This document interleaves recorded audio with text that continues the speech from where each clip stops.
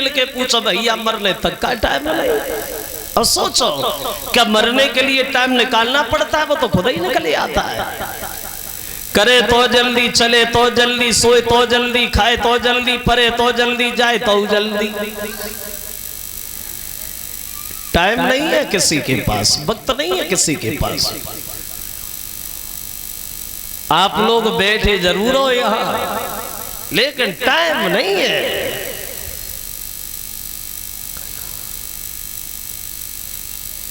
बरातों की दशा अब थोड़ी बदल गई है। आजकल कोई बड़ो बड़ो बरात में जाए और उनसे पूछो भैया तुम्हें का मिलो बरात में खाए को, तो धक्का के अलावा कुछ नहीं बताए पा, धक्का मिले और का मिलो। अगर शरीर में ताकत है तो खाए हुए को ढूंढ ले, अगर ताकत ना है तो प्लेट पकड़े घूमता ही रहो, कोई पूछने वाला नहीं है। नाश्ता से भी वास्ता नहीं है।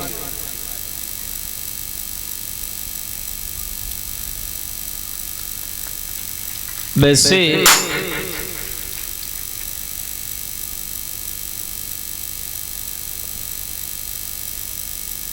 हमारे बड़े बड़े लोग आज भी बताते हैं कि 3-3 दिन की बरातें अभी तक ही नहीं। बड़े बड़े लोग बताते हैं कि 3 दिन की बरातें अभी तक ही नहीं।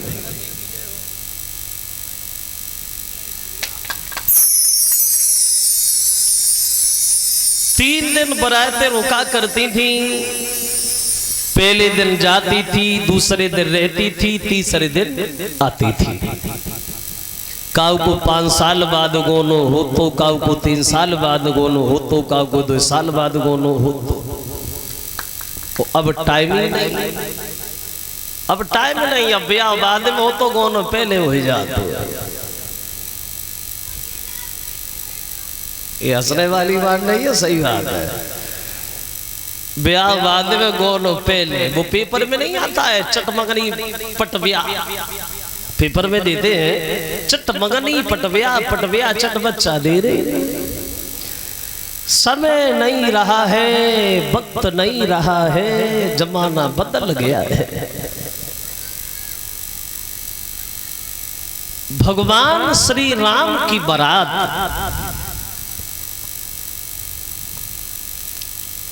74 दिन रुकी है वहां, 74 दिन। और राम की ही शादी नहीं भई, बल्कि जनकपुर में 4 भाइयों का विवाह हुआ है। 4 भाइयों की शादी जनकपुर से ही भई। राम की शादी हुई है सीता के साथ, लक्ष्मण की शादी हुई है उर्मिला के साथ, भरत की शादी हुई है मांडवी के साथ, और शत्रुघ्न की शादी हुई है सुरतकीर्ति के साथ। 4 भाइयों का विवाह हुआ। और ये बारात जब चलवे को तैयार रही, सब लोग बड़े मगन हैं। विदाई की है जनक ने अपने आंगन से अपनी बेटी की। 7 दिन रास्ता में लगे, अयोध्या में आए। अब देखो का दशरथ एक एक पुत्र के लिए तरस रहे थे, आज घर में दशरथ के 4 कुल बधुएं घूम रही है। समय की बात देखो, वक्त की बात। तो एक दिन दशरथ ने अपने मन में एक बात सोची, अब हमारा परिवार बड़ा है। बहुत अच्छी बात सोची, जरा गौर से सुनना, बहुत अच्छी बात। और घर को चलाने के लिए हर किसी का कब्जा नहीं है जो घर परिवार चला ले। घर का मुखिया बड़ा समझदार होना चाहिए। घर में मालिक तो सब बनना चाहते, लेकिन मालिक की चला कोई नहीं पाता। तो दशरथ ने मन में एक बड़ा अच्छी बात सोचा कि अब हमारा परिवार बड़ा है, किसी से लड़ाई झगड़ा ना हो। तो दशरथ ने 3 पत्नियां बुलाई और पुत्रों की पत्नियां बुलाई और सबको बैठाल के समझाया, देखो कौशल्या तुम घर में सबसे बड़ी हो, क्या नियम है सास का बहू के साथ रहने के लिए, और बहू का क्या नियम है सास के साथ रहने, कैसे रहना चाहिए सास को बहू के साथ, और बहू को कैसे रहना चाहिए सास के साथ। ये हमारी माते मेरे ज्यादा ध्यान दें। अगर लड़ती लड़ाती हो तो अब ना लड़ी हो। तो हमें पता है तुम्हारे गांव में कोई लत्तू ना हुए, कोई नहीं। क्या नियम है सास का? बोले सुनो, जब तक लड़का की शादी ना हो तब तक सास जैसे रहे वैसे बढ़िया है, लेकिन जब लड़का की शादी हो जाए, बहू घर पे आ जाए, तब कैसे रहे? बोले तब बहुत बुद्धि से रहे। पर लड़किनी बधू घर आए और राखे ने न पलक की नाए। पराए घर की लड़की, पराए घर की लड़की जब अपना घर परिवार छोड़ करके तुम्हारे लड़का की बहू बन के तुम्हारे घर में आ जाए तो सास का ये धर्म बनता है। जैसे आंखों के दीदों की रक्षा करने के लिए पलक हमेशा तैयार रहते हैं, ऐसी सास को हमेशा तैयार खड़ा रहना चाहिए अपनी बहू के सामने। पहले बहू की तरफ देखें, हमारी बहू किसी बात से परेशान तो नहीं है, किसी बात से दुखी तो नहीं है, फिर खुद की तरफ देखें। पहले बहू को देखें फिर खुद को देखें। वो ऐसा ना हो चाहिए बहू तो घरे फटी हुई धोती पहन दे, सास बिंदिया लगाए के गांव में घूमे। बोले नहीं, ये नियम है सास का। और बहू का क्या नियम है? बोले बहू का नियम ये है कि सास ससुर गुरु पति पूजा, जा से बढ़ के धर्म न दूजा। सास ससुर को देवी देवता माने, पति को परमेश्वर माने, घर को मंदिर माने। ऐसे विचार जिस घर में होते हैं वो घर घर नहीं, एक स्वर्ग की तरह होता है। सास ससुर को देवी देवता, पति को परमेश्वर।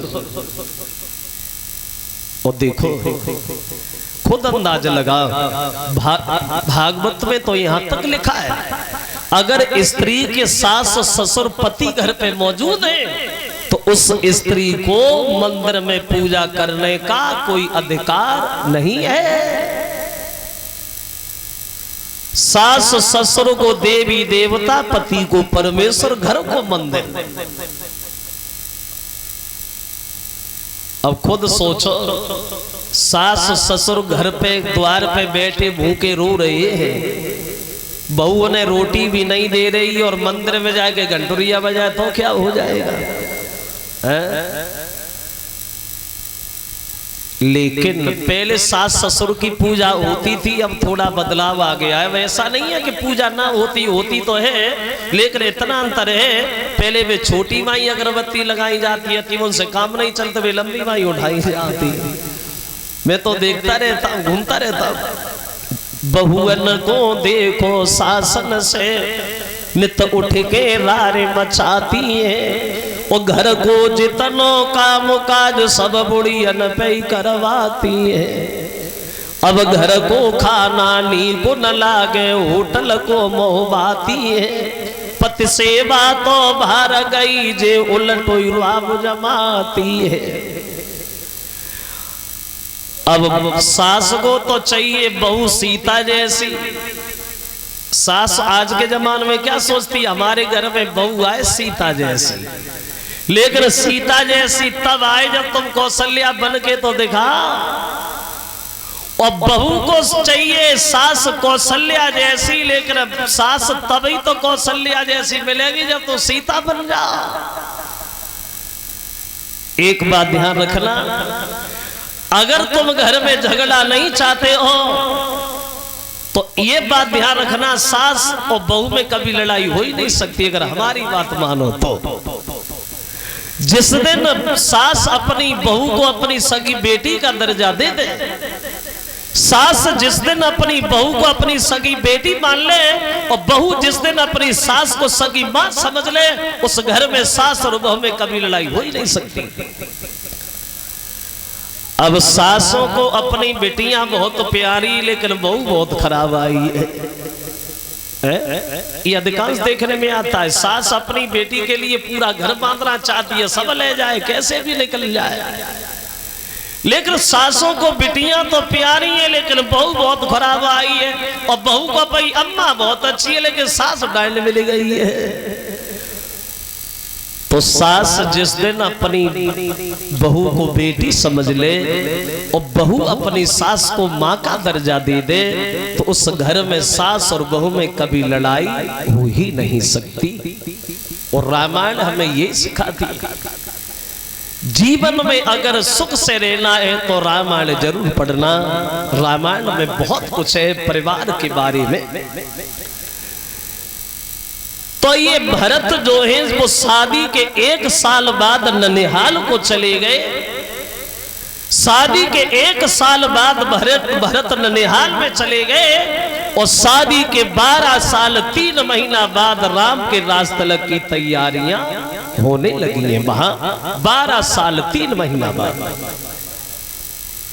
ये 100 रुपया आए हैं हमारे पास। शिवकांत यादव नगला बेनी 500 रुपया कथा में जो दान आया है। ये आलू आड़त प्रमोद यादव फरुखाबाद और 500 रुपया हुकुम सिंह ये बेनी नगला और 500 रुपया दामोदर सिंह ये हरजू नगला के रहने वाले हैं, उनकी तरफ से। तो शादी के 12 साल 3 महीना बाद राम के राज तिलक की तैयारियां शुरू हुई हैं।